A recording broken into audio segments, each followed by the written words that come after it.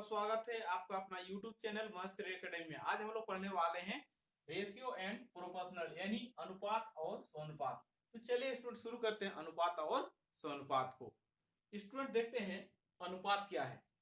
देखिए स्टूडेंट अनुपात क्या होता है, समान इकाई के किन्हीं दो राशियों के बीच तुलनात्मक संबंध को अनुपात कहते हैं। यानी कहने का अर्थ है कि समान इकाई वाले दो राशि होगा, उसके बीच जो तुलनात्मक संबंध होगा उस तुलनात्मक संबंध को ही हम क्या कहते हैं, अनुपात कहते हैं। यानी कहने का अर्थ है कि जो दूसरा राशि है ये पहला राशि से कितना गुना अधिक है या कितना गुना ज्यादा है, बोल सकते हैं। ठीक है, यानी पहला राशि दूसरा राशि जो होगा पहला राशि से कितना गुना है, यही जो संबंध दर्शाता है ये इसको हम क्या कहते हैं, अनुपात कहते हैं। और अनुपात को हम लोग कैसे नोट करते हैं, यानी व्यक्त करते हैं। अनुपात को इस सिंबल के द्वारा हम क्या करते हैं, स्टूडेंट व्यक्त करते हैं। ठीक है, अब देखिए स्टूडेंट समान इकाई के किन्हीं दो राशियों के बीच, यानी समान इकाई के किन्हीं दो राशियों के बीच जो तुलनात्मक संबंध होगा, तुलनात्मक क्या होगा, संबंध होगा, उस संबंध को ही हम क्या कहेंगे, अनुपात कहेंगे।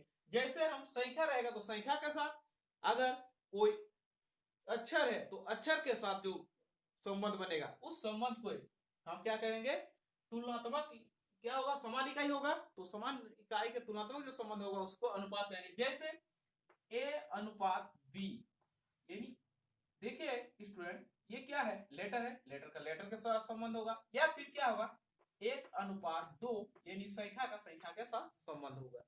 अब स्टूडेंट देखिए इस तरह का होगा।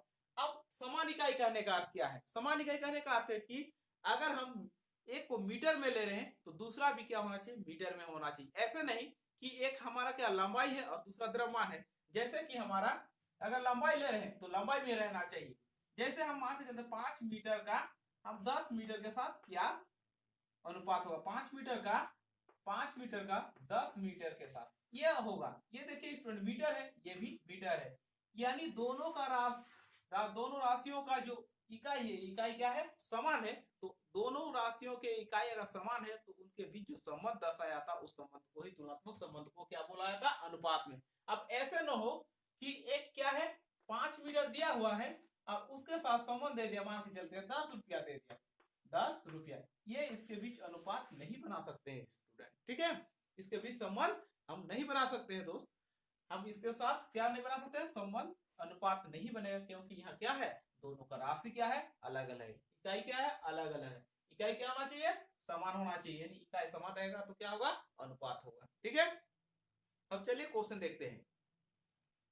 स्टूडेंट देखते हैं टाइप 1 का पहला सवाल, यदि A अनुपात B बराबर 4 अनुपात 5, A अनुपात B बराबर 4 अनुपात 5 तथा B अनुपात C बराबर 6 अनुपात 7 हो तो A अनुपात C का मान क्या होगा, A अनुपात C का मान क्या होगा। तो देखिए स्टूडेंट A अनुपात B क्या दिया है, A अनुपात B बराबर कितना दिया है, 4:5 यानी 5 अनुपात 4 अनुपात 5 दिया है। और साथ में देखिए स्टूडेंट B अनुपात C यानी B अनुपात C बराबर कितना दिया है, 6 अनुपात 7 दिया है। अब देखिए स्टूडेंट दोनों में जो उभयनिष्ठ है वो उभयनिष्ठ कितना है, यहाँ 5 है, यहाँ 6 है। अब यहाँ देखिए 5 और 6 है और दोनों में क्या B भी उभयनिष्ठ है। तो स्टूडेंट B तो दोनों ही स्थिति में क्या होना चाहिए, बराबर होना चाहिए, B क्या होना चाहिए, बराबर होना चाहिए। लेकिन यहाँ B कितना 5 है, यहाँ पर B कितना है, 6 है, तो बराबर नहीं है। तो इसको आपको क्या करना होगा, बराबर करना होगा। तो बराबर करने के लिए क्या करेंगे, देखिए स्टूडेंट बराबर करने के लिए इस समीकरण को पूरा को कितना से गुना कर देंगे हम, यहाँ 6 है तो 6 से गुना कर देंगे और इसको यहाँ पर 5 है, B का वैल्यू 5 है तो यहाँ 5 से गुना कर देंगे। तो ये कितना बन जाएगा स्टूडेंट, ये इक्वेशन बन जाएगा 5 6 गुना 4 6 हो गए 24 अनुपात 6 5 30, 24 30 और ये बन जाएगा कितना बनेगा, 6 5 30 अनुपात 5 35, 30 और 35 का अनुपात बन गया है। अब देखिए दोनों में देखिए यहाँ B भी कॉमन है, यहाँ B भी कॉमन है, यहाँ देखिए 30 30 कॉमन है, यानी B क्या है, दोनों ही स्थिति में बराबर हो गया। अब हमको पूछेगा, क्वेश्चन में पूछा है कि क्या पूछा है, A अनुपात C क्या होगा, यानी A अनुपात C बराबर क्या होगा स्टूडेंट, A अनुपात C बराबर A का वैल्यू कितना 24 यानी 24 हो जाएगा। A अनुपात C बराबर क्या होगा 24 अनुपात और C का कितना है 35।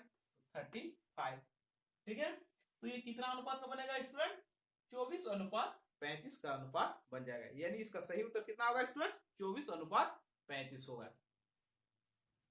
स्टूडेंट आप सेकंड सवाल देखते हैं। देखिए स्टूडेंट सेकंड सवाल क्या है।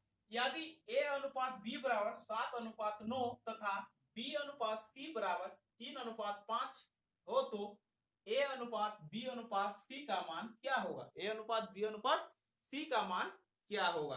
तो देखिए स्टूडेंट इसको कैसे हल करेंगे, ठीक है। तो देखिए स्टूडेंट यहाँ क्या दिया है, a अनुपात b बराबर कितना दिया है? 7:9 दिया है, 7:9। और जबकि b अनुपात c बराबर कितना दिया? 3:5 यानी 3:5 है, ठीक है। a अनुपात b बराबर 7:9 दिया है और b अनुपात c बराबर 3:5 दिया गया है। तो हमको क्या निकालना? a अनुपात b अनुपात c निकालना। a अनुपात b अनुपात c निकालना तो क्या होगा? देखिए स्टूडेंट a अनुपात b अनुपात c का मान क्या होगा? तो देखिए स्टूडेंट कैसे सॉल्यूशन करेंगे, a अनुपात b अनुपात c का मान कैसे निकालेंगे। तो देखिए स्टूडेंट यहाँ b है, यहाँ भी b, यहाँ b का वैल्यू देखिए कितना है स्टूडेंट? 9 है, जबकि यहाँ b का वैल्यू कितना है? यहाँ देखिए स्टूडेंट 3 है। तो दोनों ही कंडीशन में क्या होना चाहिए स्टूडेंट? बराबर होना चाहिए b का। तो यहाँ देखिए 9 और 7 का एलसीएम ले लो। 9 और 7 का एलसीएम कितना होगा स्टूडेंट? 9 और 7 का 9 और 3 का सॉरी 9 और 3 का 900 कितना होगा? 3 से भाग देंगे, 3 तिया 9, 3 के 3 यानी 3 तिया 9, 9 के 9। तो 900 बराबर कितना होगा? 3 गुना 1 यानी 3 तिया 9। एलसीएम कितना होगा स्टूडेंट? 9 होगा।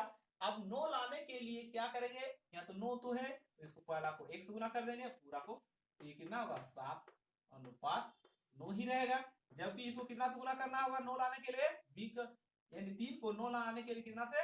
3 से गुना करेंगे, 3 से।